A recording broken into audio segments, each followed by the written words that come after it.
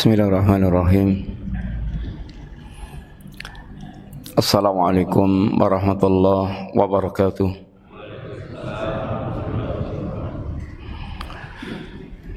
Innal hamdalillah wassalatu wassalamu ala Rasulillah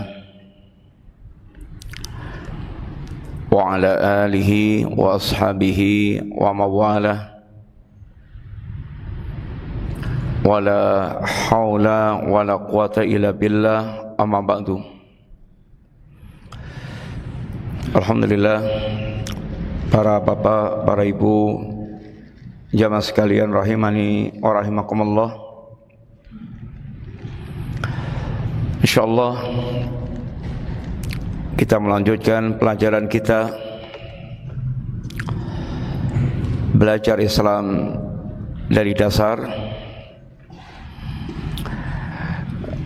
yakni belajar Islam dari perkara yang paling mendasar, yaitu akidah,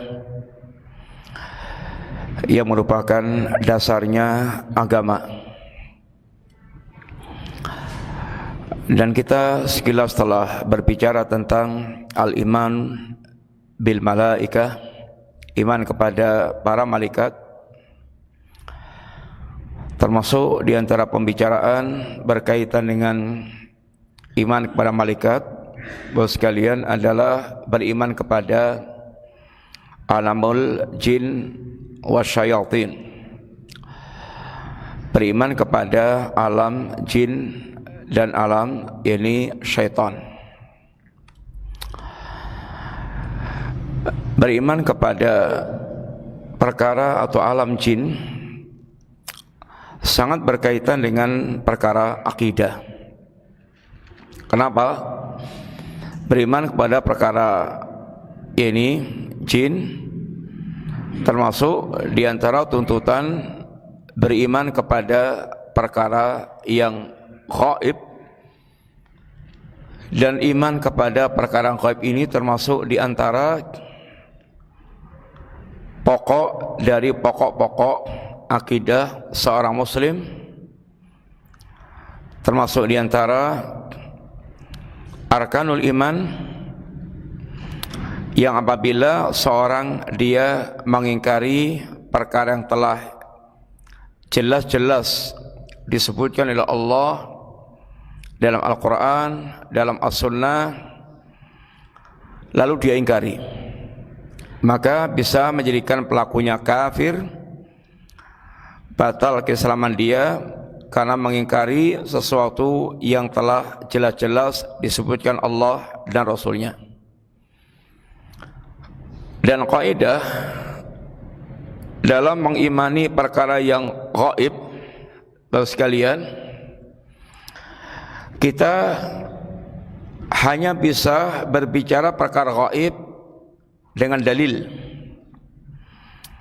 semata-mata info dari Allah Subhanahu wa taala dan Rasulnya dengan berita wahyu. Barang siapa dia bicara tentang perkara gaib, kemudian dia berbicara tanpa dalil Quran dan Sunnah, pasti nyuwun ngapunten ngawur, pasti ngawur. Berbicara tentang Allah tanpa dalil Quran dan Sunnah pasti ngawur.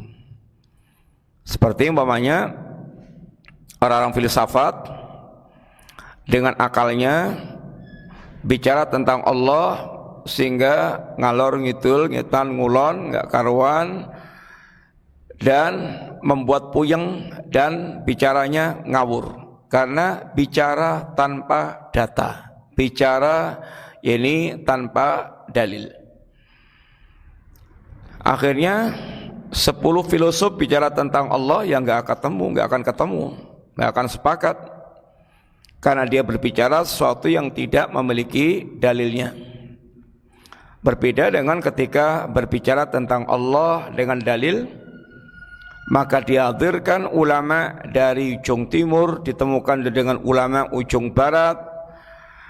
Maka ketika mereka suruh bicara tentang Allah, ketika bicara Allah dengan dalil, maka dia seakan-akan keluar dari satu lisan yang sama karena mereka bicara berdasarkan dengan dalil.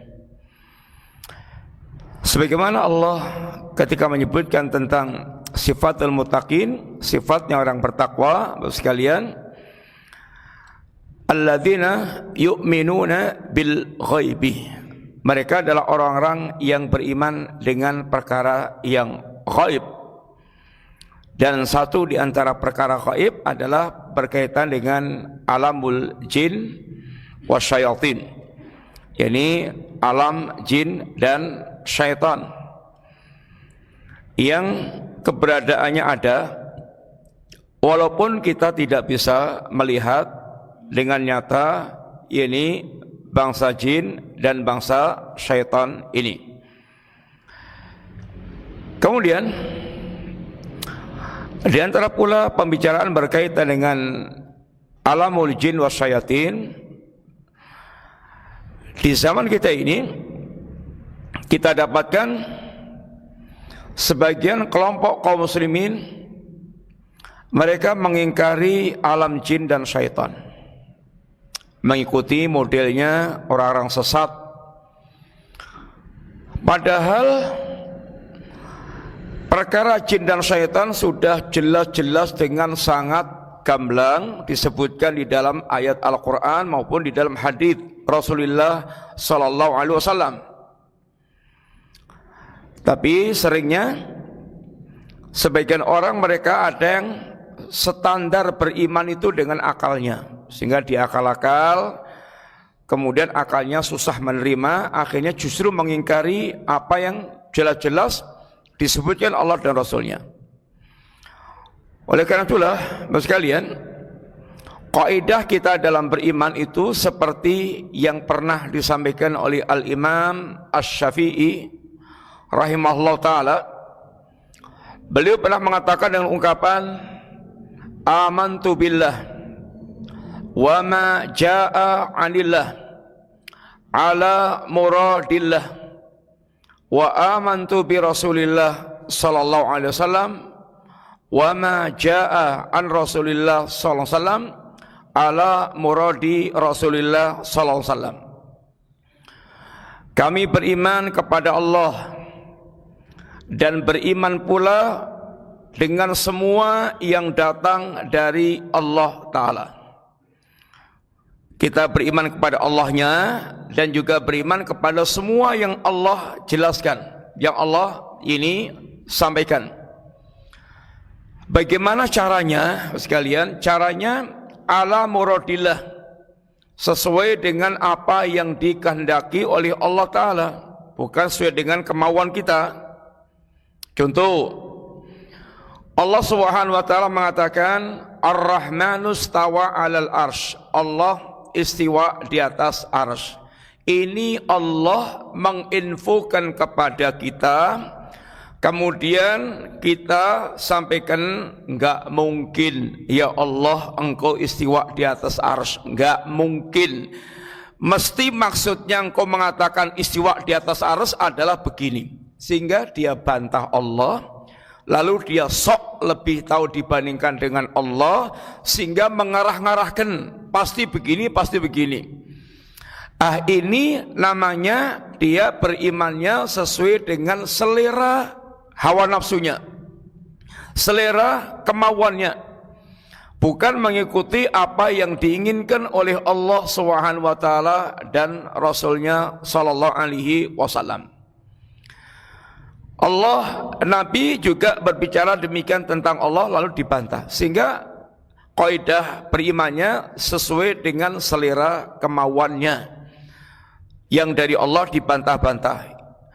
Demikian pula kita beriman kepada Rasulullah SAW dan beriman kepada semua yang datang dari Rasul sebagaimana yang dimaksudkan oleh Rasulullah SAW. Maka seorang muslim itu dituntut untuk taslim. Taslim itu, Bapak sekalian, kalau berkaitan dengan berita, pengkhabaran, maka wujud taslim itu adalah tasdiq, yaitu membenarkan. Ya betul ya Allah, saya benarkan apa yang kau sampaikan, yang kau kabarkan kepadaku. Enggak ngeyel, tidak merasa lebih tahu dibandingkan dengan Allah Ta'ala. Kemudian kalau taslim itu berkaitan dengan perintah dan larangan, adalah sami'na wa ta'na. Bagaimana dia bisa mentaati semaksimal mungkin apa yang diperintahkan Allah. Ya Allah, aku sudah dengar dan aku taat. Bukan ngeyel, sudah enggak melaksanakan, ngeyel, cari-cari pembenaran untuk membenarkan hawa nafsunya. Contoh, Allah jelas-jelas mewajibkan jilbab. Sudah enggak jilbaban, kemudian cari-cari pembenaran. Jilbab itu hanya budaya Arab, tidak ada perintah berjilbab, enggak ada, itu hanya budaya Arab.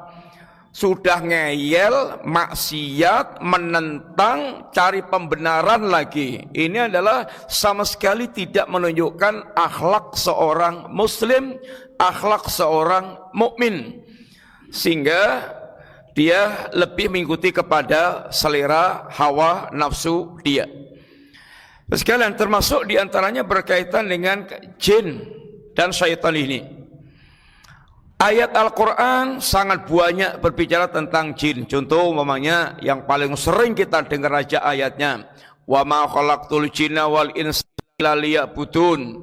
Tidaklah aku ciptakan jin dan manusia kecuali dalam rangka untuk beribadah kepadaku.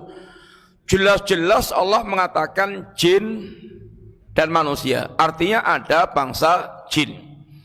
Ya ma'syaral jinni wal insi alam ya'tikum rusulun minkum, wahai segenap bangsa jin dan manusia, bukankah telah datang pada kalian para utusan dari kalangan kalian. Allah sebutkan ya ma'syaral jinni wal insi, artinya bangsa jin betul-betul ini Allah beritakan ada. Qul uhiya ilayya annahu istama'a nafarun minal jinni, telah diwahyukan kepadaku bahwa ada segenap bangsa jin yang mendengarkan Quran yang aku baca. Intinya ayat-ayat yang berbicara tentang jin itu sangat banyak, sehingga seorang mukmin yang dia betul-betul hatinya memang beriman kepada Allah dan Rasulnya, dia tinggal membenarkan, meyakini sesuai dengan apa yang Allah infokan, sesuai dengan apa yang Allah infokan, sehingga tidak justru kemudian dia yaitu menolak dengan berbagai macam dalih dan alasan. Sebagaimana pula Rasulullah SAW pernah banyak bicara pula tentang masalah itu jin, sehingga kita pun wajib untuk mengimani yaitu bangsa jin tersebut. Contoh umpamanya Nabi katakan, idza akala ahadukum falyakul biyaminih. Kalau Anda makan, makanlah dengan tangan kanan. Kalau Anda makan, makan dengan tangan kanan. Wa idza syariba falyasrab biyaminih. Kalau minum, minumlah dengan tangan kanan. Fa inna syaitana yakulu bishimali. Syaitan itu makan dengan tangan kiri, wa yashrab bishimali, minum juga dengan tangan kiri. Sehingga Nabi mengarahkan muslim makan dengan tangan kanan, dan tangan kanan untuk melakukan hal-hal yang simbol hal-hal yang baik. Dan dalam rangka untuk menyelisih syaitan, karena syaitan dia makan minum dengan tangan kiri, sehingga kebiasaan makan minum dengan tangan kiri sebagian muslimin itu sering banget. Walaupun bahkan nyuwun ngapunten Pak Haji, Bu Haji, Pak Umroh, Bu Umroh, sering banget itu makan atau minum tangan kiri. Ya enak-enak aja, orang sudah biasa. Diingatkan aja berkali-kali, lagi-lagi tangan kiri lagi, karena sudah saking biasanya. Kebiasaan itu memang susah dirubah, tetapi harus dirubah. Sehingga kita harus berusaha untuk bagaimana mengikuti apa yang dibimbingkan Rasulullah sallallahu alaihi wasallam. Kemudian, Bapak sekalian, di antara pula yang berkaitan dengan pembicaraan jin ini, di zaman kita banyak orang yang mereka itu takut dengan jin melebihi takutnya kepada Allah Ta'ala. Apalagi sering nonton film horor, sehingga kebayang-bayang terus di mana-mana kalau sampai jedul setan, jedul ini itu pocongan dan semisalnya, akhirnya rasa takutnya lebih besar dibandingkan dengan itu Allah Ta'ala. Termasuk takut yang membawa kepada kesyirikan. Kalau lewat tempat keramat, maka dia takut banget dengan setan penunggu tempat itu. Akhirnya untuk supaya selamat, ya dikasih sajen-sajen untuk para jin penunggu tempat tersebut, sehingga rasa takutnya kepada jin melebihi rasa takutnya kepada Allah Subhanahu wa taala. Dengan Allah maksiat lancar-lancar aja, dia merasa enjoy saja, tapi kalau dengan jin takutnya itu tenanan, sehingga dia melakukan pendekatan-pendekatan kepada para jin itu dengan apa yang disukai oleh jin. Jatuhlah kemudian ke dalam berbagai macam praktek-praktek, yaitu kesyirikan. Di antaranya sajen-sajen di tempat-tempat yang mereka anggap itu keramat.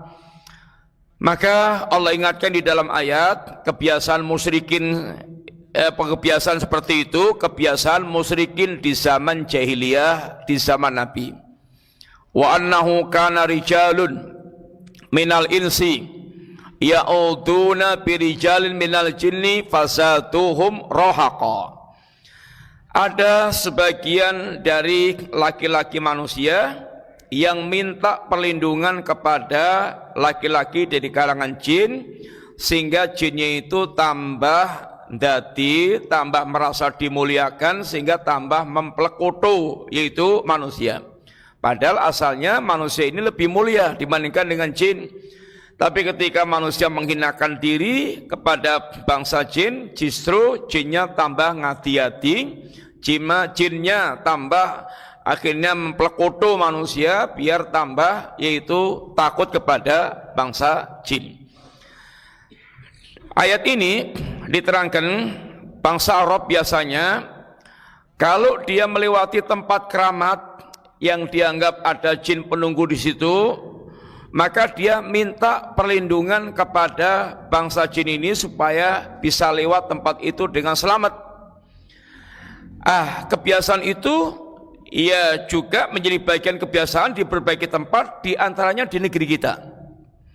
Termasuk nyuwun ngapunten ketika tempat-tempat lewat tempat yang dianggap keramat, ngasih isyarat-isyarat, yaitu minta perlindungan, apa dengan bel tintin atau juga kula nuwun Mbah dan seterusnya, isyarat-isyarat yang menunjukkan itu adalah minta perlindungan. Apalagi kemudian rutin sajen ke tempat-tempat yang kemudian dianggap keramat dan menakutkan. Sedangkan Allah ingatkan sesungguhnya inna kaidas syaitani kana dha'ifa. Sesungguhnya makarnya syaitan itu sangat lemah. Yang penting bagaimana seorang muslim membangun jiwanya betul-betul bertawakal kepada Allah, bersandar kepada Allah, maka Allah pasti akan mencukupinya. Wa may yatawakkal 'alallah fa huwa hasbuh. Barang siapa yang dia betul-betul bertawakal kepada Allah, hatinya total bersandar kepada Allah, pasrah total jiwanya kepada Allah, yakin dengan kesempurnaan Allah, Allah akan mencukupi hamba tersebut. Sehingga tidak akan dipermainkan oleh syaitan, tidak dipermainkan oleh bangsa jin. Manusia yang mereka betul-betul bertakwa kepada Allah Ta'ala itu ditakuti oleh syaitan. Contoh umpamanya Umar, setan itu kalau dia melihat Umar itu lari. Inna syaitana la yafraqu minka ya Umar. Syaitan itu dia lari ke birit-birit dari engkau ya Umar. Takut kepada kamu wahai yakni Umar. Sehingga seorang hamba mukmin hendaknya dia betul-betul dengan akidahnya, dengan kebersamaannya dengan Allah, dia tidak ini jangan sampai justru takut kepada setan dan dipermainkan oleh setan. Cara membentenginya gimana? Cara membentenginya ya kita banyak-banyak berzikir kepada Allah dan berlindung kepada Allah Subhanahu wa taala. Masih lihat pembicaraan kita berkaitan dengan ini jin dan syaitan ini, termasuk diantaranya adalah pemberitaan Allah bahwa para iblis sudah dengan terang-terangan bersumpah di hadapan Allah Subhanahu wa taala untuk menyesatkan yaitu manusia. Rabbi bima akhwaitani la uzayyinanna lahum fil ardi wa la ukhwiyannahum ajma'in. Ya Rabb, demi kemuliaanmu benar-benar akan aku sesatkan manusia, akan aku hiasi manusia, aku tipu manusia dengan hiasan-hiasan yang kelihatan indah. Sehingga cara syaitan menipu manusia itu, kata Allah, zuhrufal qawli ghururan, akan membuat kalimat-kalimat yang indah, yang bagus, kelihatan mentereng, kelihatan keren, tetapi betul-betul menyesatkan. Tipuan, racun yang dibungkus dengan merek madu, barang bosok yang dibungkus dengan kain yang sangat menarik. Sehingga di antara penyesatan syaitan adalah yusammunaha bi ghairi ismiha, menamai sesuatu bukan dengan hakikatnya. Dalam perkara akidah, dalam perkara ibadah, dalam perkara muamalah atau akhlak, maka banyak banget yang syaitan membuat nama bukan dengan hakikat perkaranya. Contoh, dalam perkara akidah, syirik harusnya hakikatnya syirik, tetapi oleh syaitan dinamai dengan namanya pemuliaan kepada ulama, takdim kepada ulama. Takdim kepada ulama itu ya wajib, harus. Melecehkan ulama itu adalah termasuk kerusakan dan perkara yang sangat dimurkai oleh Allah dan Rasulnya.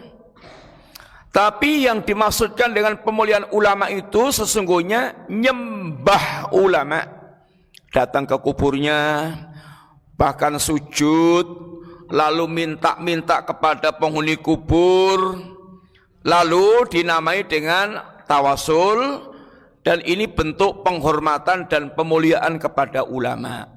Syirik dinamai dengan nama yang bagus, tawasul, atau dinamai dengan pemuliaan kepada ulama. Namanya yang bagus, isinya syirik. Sebagaimana kalau kita belajar tentang firaqud dhalah, kelompok-kelompok sesat, ada namanya Jahmiyah. Jahmiyah itu jelas-jelas mengingkari nama dan sifat Allah, sedangkan nama dan sifat Allah itu ada dalam Quran dan Sunnah. Tapi setan menamainya justru dengan itu adalah dia menyucikan Allah. Sehingga tauhid itu menyucikan Allah itu dengan cara mengingkari nama dan sifat. Karena kata setan, kalau menetapkan nama dan sifat itu, kamu berarti menyerupakan Allah dengan makhluk. Menyerupakan Allah dengan makhluk itu adalah kufur dan syirik. Supaya tidak terjatuh dalam kufur dan syirik, maka tolak semua nama dan sifat, dan ini dinamai dengan menyucikan Allah Ta'ala. Ini contoh nama, dia menamai suatu bukan dengan namanya. Kufur dinamai dengan menyucikan Allah Ta'ala. Contoh dalam ibadah, dia melakukan ritual-ritual yang tidak ada tuntunannya, tapi dia namai cinta Rasul, Bahkan orang yang tidak melakukan dianggap aliran sesat, tidak cinta kepada Rasul. Sehingga perkara yang Nabi enggak melakukan, sahabat enggak melakukan, para imam yang 4 tidak melakukan, bahkan pelopornya adalah Syiah Rafidhah dari Bani Fatimiyah, tapi malah jadikan sebagai klaim ini adalah amalan sunnah. Yang tidak melakukan berarti tidak cinta Rasul, anti kepada cinta Rasul. Ini adalah namanya menamai sesuatu bukan dengan namanya. Contoh dalam muamalah, riba. Riba nggak mungkin disebut langsung riba, Muslim akan lari semuanya. Tapi dinamai dengan faedah, yaitu keuntungan faedah, bunga, yaitu dengan nama yang indah-indah. Tapi hakikatnya adalah yaitu riba. Maka syaitan akan memberikan nama-nama yang bukan namanya dalam rangka untuk yaitu menipu manusia. Oleh karena itulah seorang muslim sudah selayaknya dia mengenal apa itu syaitan atau siapa itu syaitan, sehingga dia bisa membangun sikap yang benar terhadap syaitan. Bagaimana kita harusnya bermuamalah dengan syaitan yang Allah jelaskan dengan gamblang dalam Quran maupun dalam sunnah Rasulullah sallallahu alaihi wasallam. Di antara penjelasan Allah tentang syaitan dan penjelasan Rasulullah SAW tentang syaitan, di antaranya bahwa syaitan itu diciptakan dari api. Khuliqatil malaikah min nurin, malaikat diciptakan dari cahaya. Wa khuliqal jan min marijin min nar, dan diciptakan jin dari pancaran api. Wa khuliqa Adam mimma wasifa lakum, dan Adam diciptakan seperti yang disifatkan oleh Allah kepada kalian. Adam dari tanah, kita dari yaitu air mani orang tua kita, dan penciptanya seperti yang Allah telah jelaskan. Kemudian berkaitan pula tentang jin, bahwa para jin ini mereka juga akan mengalami kematian sebagaimana manusia mengalami kematian, kecuali iblis. Iblis Allah berikan umur, diizinkan hidup sampai yaitu kiamat. Sebagaimana permintaan iblis ini, fangdirni ila yaumi yub'atsun. Ini tangguhkan aku sampai nanti hari kebangkitan, yaitu hari kiamat, sehingga minta umur sampai yaitu hari kiamat. Tapi anak turunnya syaitan, maka mereka mengalami kematian. Kata Allah Ta'ala, kullu man 'alaiha fan, setiap ini yang bernyawa dia akan mengalami yaitu kehancuran. Dan diantara yang Nabi sebutkan, a'udhu bi'izzatik alladzi la ilaha illa anta alladzi la yamut wal jin wal insun yamutun. Di antara doa Nabi, ya Allah, aku berlindung dengan kemuliaanmu yang tidak ada sembahan yang sebenarnya kecuali dirimu, yang engkau tidak mengalami kematian, sedangkan jin dan manusia yamutun, mereka semuanya mengalami kematian. Sehingga ketika Nabi wafat, maka atau di antara doa Nabi kepada Allah SWT, ini menyebutkan antaladzi hayyun la yamut wal insu wan sinu yamutun. Engkau wahai Allah, zat yang hidup yang tidak akan pernah mengalami kematian, sedangkan jin dan manusia semuanya mengalami kematian. Makanya ketika di hari wafatnya Rasulullah sallallahu alaihi wasallam, yang membuat para sahabat itu temenggengen ibaratnya itu sampai enggak bisa bicara apa-apa, semuanya itu keluh. Bahkan Umar yang sesungguhnya tahu telah dekat hari wafatnya Nabi dengan turunnya surat Idza Jaa Nasrullahi wal Fath, Tapi di hari wafatnya Nabi, Umar termasuk yang kalut dan bahkan dengan menghunus pedang mengancam manusia, barang siapa mengatakan Muhammad wafat akan dia potong. Tapi Bapak sekalian, sifatnya mukmin itu, dia kalau sudah diingatkan dengan ayat, dia akan tunduk. Dia akan betul-betul hatinya menyesuaikan. Beda dengan orang yang mereka tidak punya pengagungan kepada Allah dan ayat-ayat Allah Ta'ala.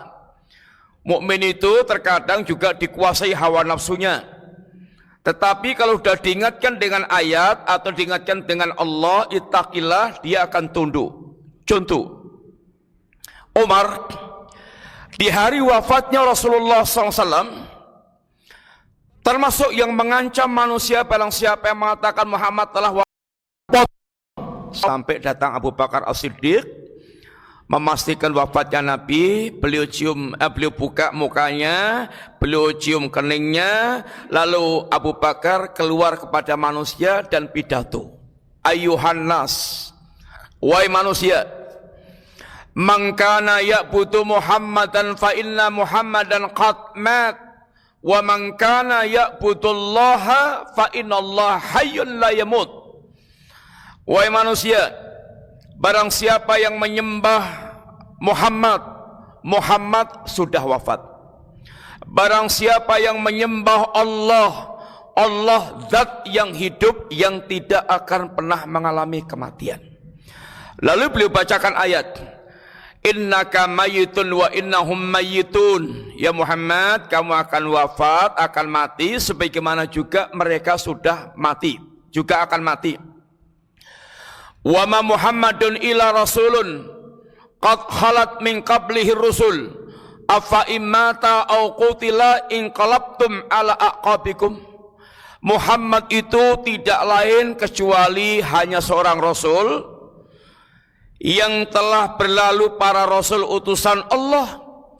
Apakah seandainya Muhammad itu wafat atau Muhammad itu terbunuh, kalian akan murtad kembali? Ayat ini ketika dibacakan oleh Abu Bakar As-Siddiq seakan-akan baru turun kepada mereka, padahal telah mereka hafalkan di dada-dada mereka. Sehingga Umar ketika terbacakan ayat ini langsung lunglai, sadar sepenuhnya bahwasanya kekasihnya telah meninggalkan ini, mereka semuanya di dunia ini betul-betul telah wafat. Maka Umar langsung yaitu ambruk, nggak kuat lagi menahan tubuhnya. Umar seperti Umar yang sedang kalut kayak gitu, tapi kalau sudah mendengar ayat yang memang mengoreksi perbuatannya, hatinya akan luluh dan tunduk kepada ayat. Contoh kedua, ada seorang pemuda, syahwatnya meledak-ledak.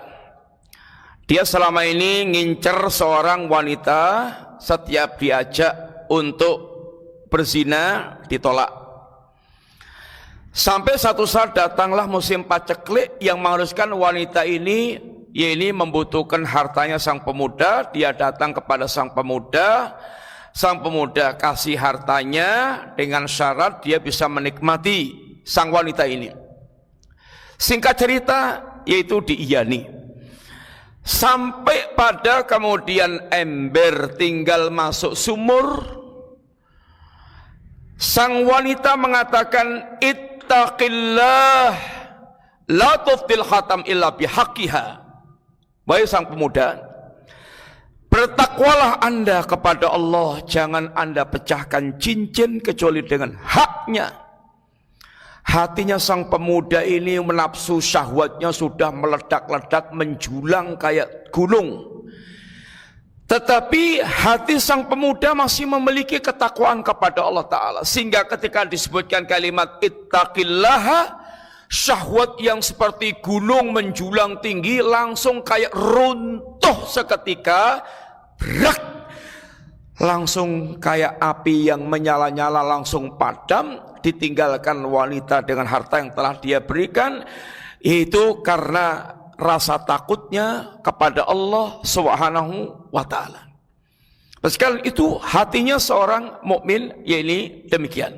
Mukmin itu terkadang bisa dikuasai syahwatnya, bisa dikuasai oleh suasana hawa nafsunya, tetapi kalau dia sudah diingatkan tentang Allah Ta'ala, hatinya akan ada rasa pengagungan kepada Allah Subhanahu wa Ta'ala.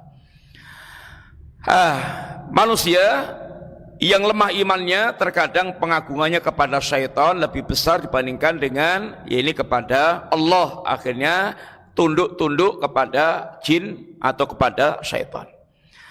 Apakah bangsa jin dan syaitan itu menikah sehingga mereka berketurunan?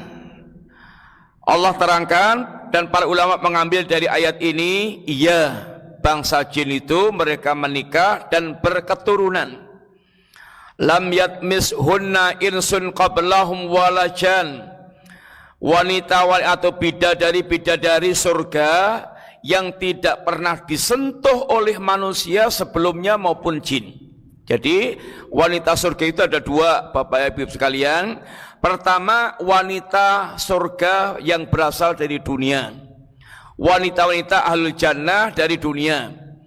Termasuk diantaranya istri-istrinya para suami yang sama-sama surga, maka suami istri akan kembali, istrinya akan kembali menjadi suaminya di dunia, menjadi suaminya yang terakhir. Istrinya akan menjadi istrinya suami yang terakhir. Kalau ada suami, kemudian dia cerai atau dia meninggal, istrinya kemudian nikah lagi dengan laki-laki lain, maka kalau sama-sama surga, ini akan menjadi ini istri dari suami yang terakhir. Adapun maka diantaranya Nabi, diantara hukum istri beliau setelah beliau wafat, tidak boleh ada yang menikahi karena statusnya adalah ummahatul mukminin. Tidak boleh ada orang-orang yang mereka menikahi yaitu istrinya Nabi setelah Nabi ini wafat.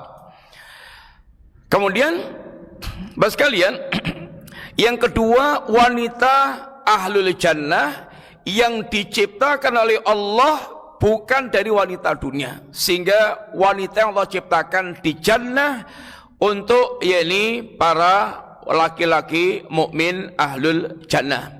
Yang jelas di surga sudah tidak ada kecemburuan. Walaupun laki-laki surga memiliki istri 70, maka tidak ada lagi kecemburuan dari kalangan para istri, dan Allah lebih tahu bagaimana cara mengaturnya. Itu semuanya berkaitan hati, yaitu yang Allah letakkan pada mereka. Di ahlul jannah, di jannah semuanya sudah Allah buat bersih.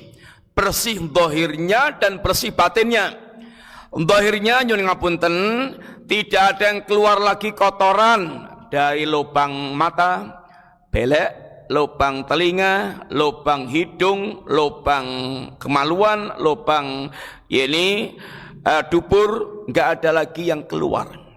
Makan seenak apapun tidak akan punya beban untuk keluar. Yang ada tinggal kenikmatan.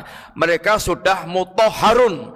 Mereka sudah dibersihkan total oleh Allah Subhanahu wa taala. Enggak ada keringat-keringat bau lagi, tidak ada. Wanita dunia ya semuanya ada. Yang kedua, mutahharun, yaitu hatinya. Jiwanya betul-betul dibersihkan oleh Allah Ta'ala, sehingga antar ahlul jannah qulubuhum kaqalbin wahid. Hati mereka kayak satu hati. Di dunia ini kadang-kadang satu masjid aja kalau hatinya bermasalah, mbok jejer sopnya ya wegah, dia akan cari sop lain. Mbok ya mlebu bareng masjid gathuk bruk, itu kalau bisa ya pisah. Orang kalau hatinya bermasalah maka dia tidak akan mau mendekat. Yang ada di surga itu mereka betul-betul saling akrab. Ini mereka ikhwanan, yatasaalun, saling ngobrol nyaman, yang menunjukkan hati mereka sama sekali tidak ada yaitu masalah. Sekalian, dikatakan di sana bahwasanya ada wanita yang tidak pernah disentuh oleh manusia maupun yaitu jin sebelumnya. Para ulama dengan ayat ini menunjukkan bahwasanya jin itu menikah di dunia dan berketurunan. Mudah-mudahan bermanfaat bagi kalian. Dan sampai sini dulu. Wassalamualaikum warahmatullahi wabarakatuh.